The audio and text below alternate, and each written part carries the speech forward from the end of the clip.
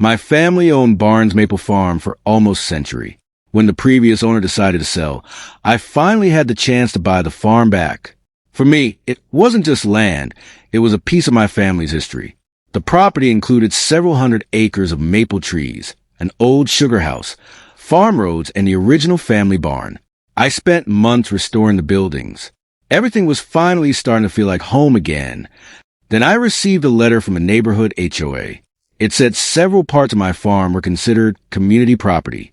I read the letter twice because I honestly thought it had been sent to the wrong person. The HOA claimed residents had historically used one of my farm roads to reach a scenic overlook.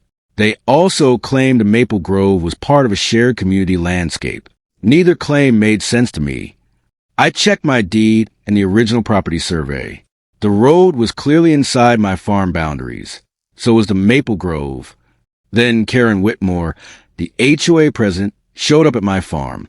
She arrived holding a folder full of HOA documents. She told me I needed to stop treating community land as private property. I asked Karen to show me the document proving the farm was community property. She opened her folder and showed me an HOA map, but the map wasn't a deed or a recorded property survey. I told her an HOA map couldn't simply change my deed. Karen disagreed.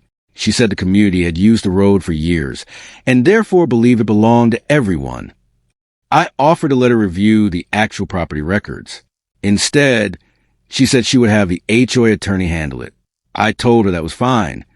A few days later, the HOA sent another letter. This one accused me of blocking community access. The irony was that I had owned the property long before the current neighborhood even existed. I started researching the farm's history. Old county records showed that my family had owned the land for generations. The documents went back decades before the HOA was created. I made copies of everything.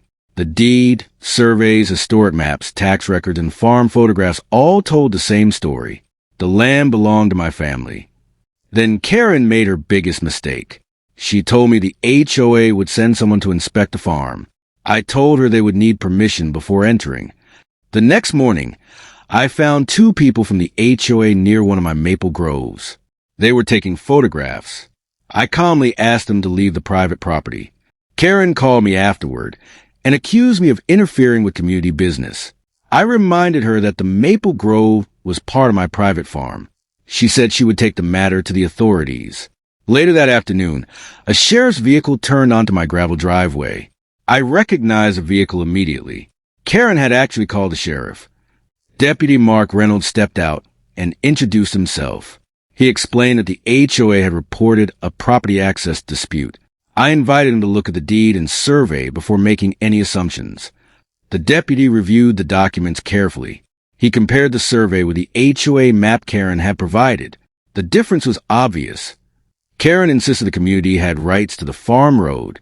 The deputy asked her to provide documentation showing those rights. For the first time, Karen didn't have an answer. The deputy finally told everyone that property ownership and HOA disputes were matters that needed to be supported by actual legal documents. My deed and survey were clear. Karen had a community map and nothing more.